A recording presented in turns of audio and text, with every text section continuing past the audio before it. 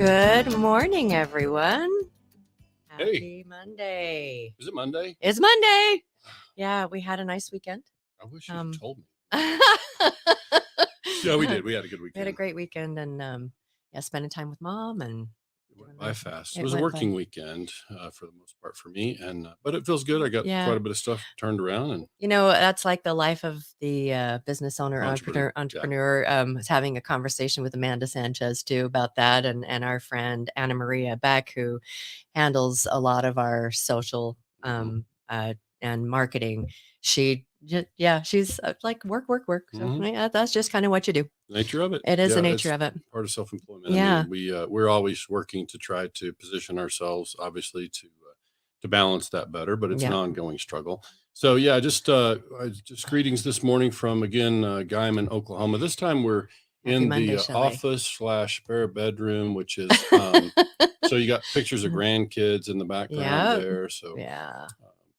yeah, it's fun. Just so we're inviting you into our lives, three times a Exactly, week. So exactly.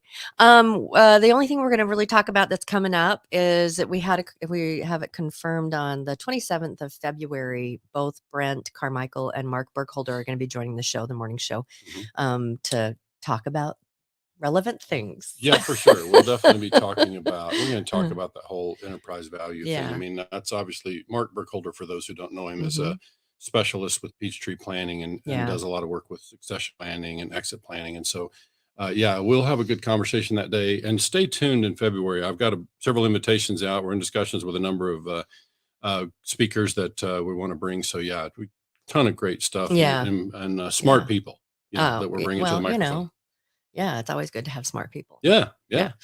So, today we were gonna talk about something that actually has come up with us from a client of ours, hmm and it's something that we hear off and on with other dealers that it's capital is a huge thing. I mean, it's making sure that we're capitalized properly to be able to grow or to be able to maintain, and with the cost of cars and all of the things that capital is something that's very in the front of a lot of dealers' minds. And so, what we're going to talk about for a bit is about private investment. And like I said, we are working with one of our clients right now to help them through this process. And so we just kind of wanted to be able to bring it to you all and give you a little bit better understanding about how to set that up for success and delivery of the information and all of that, if that's something that you're looking at doing.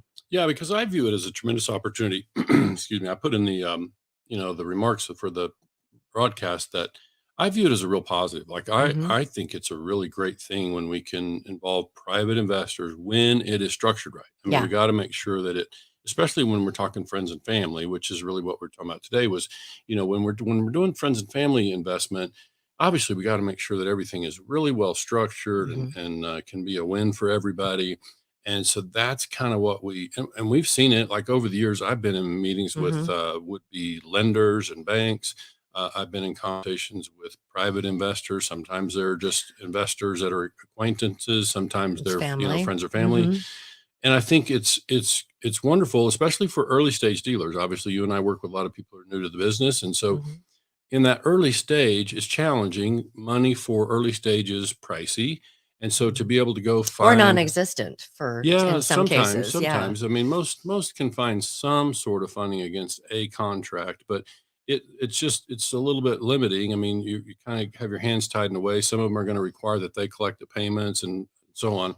So the thing I like about private is if it's structured well, then it gives the dealer an appropriate amount of flexibility as long as they stay within very specific bumpers. So that's the thing is you got to create the structure that says we're gonna keep the discipline. And so Hmm. sometimes what happens here is there's a couple factors here. You got to have good software to do this, Hmm. right? You got to have software that'll let you. Yeah. Define good software Well, in this for context, it's really this. about portfolio management, being able to make sure that you can isolate portfolios and have that particular investment stay inside. It's very well identified.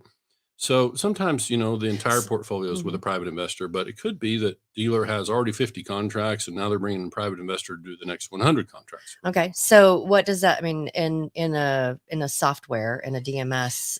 That what is that ability called? It's going to be portfolio. Basically, it's So portfolio setup. you can like bucket different portfolios within the Yeah, software. or Okay. within a company even. Mm-hmm. So if whether it's your dealership or your related finance company, having software that lets you manage portfolios well. I mean, really be able to Mm-hmm. track the receivables, track the collections, that whole thing, so that you're able to isolate that portfolio and make sure that the private party's investment is attached to a very specific portfolio, and now we're able to track that and measure it. And I do also recommend a third party. Obviously, we fill that role with some. We're doing less and less of Third that party for what? for data reporting and doing like what I call a settlement statement. Okay. Like Yeah. it's like the way this works best, and this is obviously you can follow the pattern. A lot of lenders would use Mm-hmm. something similar, Mm-hmm. where they will advance the borrower, in this case the dealer, up to a certain percentage of their receivables, called a borrowing base, or Mm-hmm. a maximum credit limit, whatever. So they're going to have a maximum advance against that portfolio, and we want to see dealers do the same thing with this. So it's about writing a plan that says we're only going to draw a certain amount. Mm-hmm. We're going to take a portion of the proceeds that we collect, portion of the interest, portion of the principal, or whatever that looks like, and we're going to apply that to the debt that we have, just to make Mm-hmm. sure we stay in a favorable ratio. And so when we structure it that way, the reason I say it's a win is that dealer gets reasonably priced money. Obviously, we can talk about APR or whatever that might look like. Dealers usually ask me what to expect, and so I think you can expect that the investor is going to be looking for something north of what they could get in the stock market, Mm-hmm. because it's perceived as them as high risk, and but it's going to be maybe more affordable and more flexible than some of the early Mm-hmm. stage programs might be. So it's a good solution for a lot of dealers, and I just think it's a really important thing to explore, because it just gives the dealer the opportunity to grow. And the key is just, I love to be able to say to a would be investor, look, if we think about it this way, as long as we have the discipline built in the model, Mm-hmm. and we can tell the investor, look, for every dollar that you have invested, there's going to be at least $2 worth of receivables, dollars worth of assets. So I'll say that again. If an investor, a private party, Uncle Larry, as we used in this Mm-hmm. example, if Uncle Larry is going to invest, then we should be able to have a structure in there that we're going to have, for every dollar that Uncle Larry invests, there's going to be $2 worth of performing assets. Okay, so let's give a scenario to like how does that look for So if um if Uncle Larry, advances, however this works, if so you however it's buy going to a get funded, car, you sell a car, the yeah, car, let's $10,000 note, a $10,000 note. active contract, current, or meets the qualifications of the, you know, eligible asset, if you will, because we have to make a definition around what's performing, because we can't have dealers sit on, if the dealer is the borrower, and this is why the lenders are structured the way they are. They can't be loaning money against non-performing assets. Once a contract stops performing, it's why they all pretty much have a delinquency um, requirement in there. Once an account becomes a certain stage of delinquency, then you have to make sure that that contract is pulled out of the assets. We're no Mhm. longer calculating that as a qualified asset.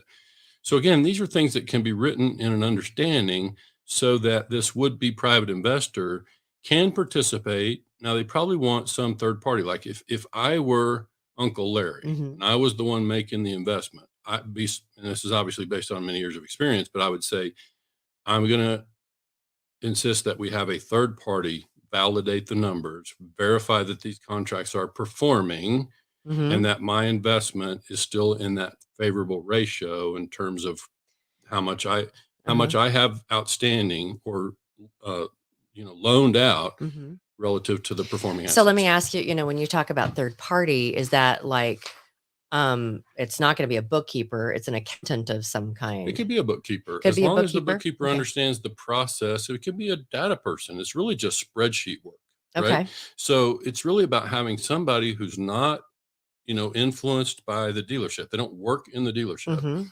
And so that's what I mean by third party. And now once we structure that way, then now if I'm Uncle Larry, I can be assured that some independent party is sending this report to me on whatever interval we've agreed. I like So weekly, by the yeah, way. I like a weekly yeah. settlement on everything. And now we just know. So the other thing I'd be looking for is I'd be looking for some sort of restriction on modifications. Because if we say that a contract has got to be current or inside of 45 days past due or whatever we choose, then what we have to guard against is we can't have the dealer be Mhm, modifying contracts and kicking up the can down the road, so to speak. And so the account looks current on the delinquency report, but it's not really performing. The customer's not paying as expected. mhm, And so we got to guard against that part too. But when those measures are put in place, it's like always when I meet with would be investors, on behalf of a client typically, mhm. and I'm having the conversation, I have to educate them on this space. Like I can tell them a lot of investors are going to have the perception, just like a lot of people outside our industry, they have the perception that buy here, pay here, you're talking about some, you know, modular structure in a muddy parking lot and, kind of a dirty business. And we know that that's not true. We know that that's not always true. There are certainly dealers out there who have very clean operations. And we also know this part I often find myself telling them is that these contracts, these portfolios perform better than folks would expect when they're well managed, Yes, right? and when they're structured well. Yeah, it's got to be Yeah. structured well. And so, as long as we get the formula right on that, and there is a formula that makes sense, and often with cash flow modeling, we're able to figure out what is a sensible advance based on the way the contracts have been performing up to now. So you with that advance, you use that, you are looking at the way contracts have performed before you just say, "X is a good amount to advance." Yeah, but even when somebody's brand new in business, they barely put 5 contracts on the books Mhm, or something, there's no real basis for, the performance. I think as long as you have some training on the collections, so you're either going to use some third party for collections and pay servicing outside and build mhm, that into your model, or you're going to collect yourself and you're going to have to learn how to do that. So, in that scenario, what I'd be saying is, look, let's all understand. Let's imagine that I'm talking to you as a dealer and some would be investor, and mhm, I'm going to say, look, just let's be transparent here. If we if we structure this thing well, favorable ratios, and the contracts are performing, then we're learning, we're collecting as we go. And if a contract quits performing, then we pull it out of the borrowing base and there'll be an adjustment. So if the dealer, as the borrower, has to be in a financial position all the time to make sure that they can make any corrections, or they call it mhm, curtailments, adjust, mhm, back to the ratio. But then also, I would also often tell the dealer, both the dealer and the investor, I think it's appropriate to create what I call off ramps in whatever the understanding is, so that if you go down a track for a period of time and the portfolio is not performing as expected, it's not yielding as much cash or not staying in ratio consistently, then there's an off ramp for the investor, and it's all understood at the beginning. I can take the off ramp if things aren't going as expected. mhm. We can liquidate on the open market. I can help the investor understand. Look, these this contract has more value on the open market than what we have extended against it. Well, that's key Right. though, is It's that important. and it's something that, I when I first entered the space that I would get on social media and there was an awful lot of talk about, hey, so and so will advance 65%, 60%, 75%. And and that sounds, it's like cha-ching to it's like I Mhm. can get that much money coming in, but then it just doesn't allow you any wiggle room for any issues. And that ability to be able to liquidate the portfolio when your lender is advancing at that 65 or 70%, then there's no room. I mean, Yeah, and I yeah. think, for the most part, you and I kind of live in a certain space or certain segment Mhm. of buy here, pay here. There are buy here, pay here operators out there that are doing a higher ACV, Mhm. and what they're advancing relative to the real value of the car maybe they can make those ratios work. For most of the dealers that we work with that are newer, you Mhm. know, fairly early stage, or, doesn't matter. A lot of these things still apply depending on the loan structure Mhm. to the consumer. Excuse me. But the reality is that's the part that I think we want to make sure that we keep those ratios favorable. And For us, that's usually 50%. Like I just At say, kind at of a a max. That's max. why you're Yeah. hearing me say you're going to have at least $2 of assets for every Yeah. dollar of investment. And so now when we stay in that range, that works for most of our clients. We used to be able to keep it around 40%. Yeah. Well, I remember with the same client of ours that we're talking to outside investors, is that when you were walking through what this looks like and how you should structure the offering to the investor, is that I remember that one of the things, and we had, I can't remember who it was, but I want to say it's Darla, but that said that their rule of thumb is, can we double our charge offs? And if we can, and we can stay favorable, we're good. We're good Okay. at that rate. Okay. Was that? Am I getting that right? Well, I don't, it doesn't matter who said that. I think Yeah. that's still an appropriate formula. I Yeah. think what you're really suggesting is at our ratio that we have borrowed. Mm-hmm. I think the way it was originally said is, "Are you still in business?" Well, by Mm-hmm. in business, is the business performing well enough to continue to function? And also, you could say, is it performing well enough to stay in favor with your lender, Mm-hmm. whoever, with private party bank, whoever? Mm-hmm. Because if you get out of ratio and you don't have the funds to curtail and get back in favor, then you could be looking at some sort of foreclosure or liquidation scenario. Mm-hmm. And that's obviously what we're all trying to avoid, is Avoid. making sure we Yeah. create a healthy balance. So, with our experience, we're able to say, look, this is a really a great space to invest in. We Mm-hmm. know there's tremendous demand. There's also, if I'm Uncle Larry, I would just be telling Uncle Larry, look, you're always also getting a chance to really help a lot of people in your Yeah. community. You're creating a situation that allows the dealer to provide a solution for customers who are quote unquote unbankable. And so now we have a chance to create a lot of business, build a really beautiful business, and do it in an ethical way.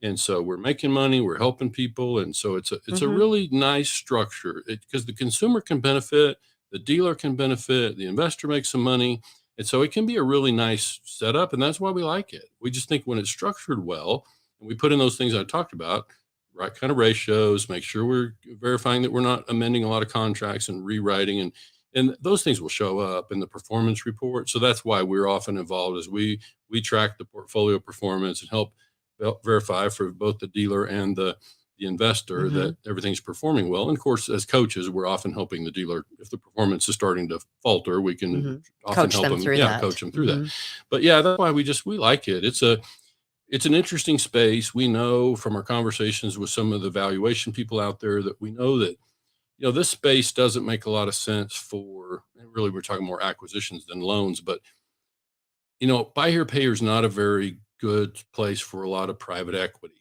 right? If you're angel investor, private equity, it Yeah. happens typically on a larger level. But for the typical mom and pop buy here, pay here, and they're looking to do some private Mm-hmm. amount, quarter million, half a million from Uncle Larry, then this is more like Mm-hmm. what we would see as a structure. And so I just think you have to have, it's not a long list, it's a short list of safeguards that you need to have in place. One of them is an off ramp, and if we go down the track for a while and it's not Mm-hmm. performing as we expected, then we move on to something else, which is probably how we should always operate in business, but basically we're just trying to create the necessary safeguards in there. So I think that's probably kind of covers it. We touched on this a while back, kind of in this thing about structure. Mm-hmm. We talked about, because we always talk about, and Brent Carmichael and I have talked about, this idea that there's really two types of structure, that if we can Mm-hmm. get those things right, then we mitigate a lot of the risk that is buy here, pay here. And so this is really touching on one of those two types of structure. The, Yeah. the, the method that you use to fund Mm-hmm. contracts is a really important formula to stay in a safe ratio. Mm-hmm. And obviously, we need to try to find funding that is more affordable Mm-hmm. for the sake of our business. We need to, make sure it's got some flexibility. I like to see a dealer have an appropriate degree of flexibility in what they do, in the way they manage. Mm-hmm. And so, that's not always possible with some lenders, but and it's okay. That's, business is what it is. But it's like, we just have to understand in what ways a lender going to tie our hands as a dealer. Mm-hmm. We can make sure we're prepared for that and function accordingly. But with a private investor, as long as the ratios stay right, and private investors not trying to get in there and tell you how to manage your business, typically, they're just making sure that everything's performing as expected and that they're getting a nice return on their investment. And if it ever stops performing, we got a way out. Yeah. You know? To learn a little bit more about that conversation that Jim and Brent Carmichael had about, it's actually a Tote the Note podcast called Why Dealers Fail. And there's some really good information in there about different things that you should be looking for and looking at to help safeguard some of Yeah, those things. And probably this best found. is just one of those things. You can find our podcast channel anywhere you find your podcast. Yeah. You can typically Mhm. look up Tote the Note and you should be able to find it. YouTube. YouTube. Subscribe to our YouTube Mhm. channel. Those playlists are over there. So if you're on our YouTube channel, you can find the Tote the Note Mhm. playlist, and also the morning show playlist is over there. So, Yeah, absolutely. yeah. All right. I think we Does should that wrap it up? We Oh want my folks to get to goodness. their Monday. People are busy on a Monday. They are busy Yeah. on a Monday. Well, thank you so much for joining today. And I hope that you learned a little bit about, you know, if you've got an Uncle Larry Uncle Larry that or Wally. or Wally, or even sometimes, you know, if it's your local bank that you've got a really great Yeah, relationship sure. with. That's one of the other places that Jim has actually sat down and had meetings with Yeah. a banker and the dealer to help them understand Right. the best way for structuring the deal so that all parties are protected. Yep. So if you got any other questions, please don't hesitate to reach out, and we would be happy to help in any way we can. If you're coming up to this place where you're looking to get some investment dollars in your dealership And that if are we can't help, we probably know somebody who can. So, exactly, right. exactly. All right. Well, thank you so much, guys. I hope you guys have a great week, and we will see you all on the other side. Yep. Happy Wednesday.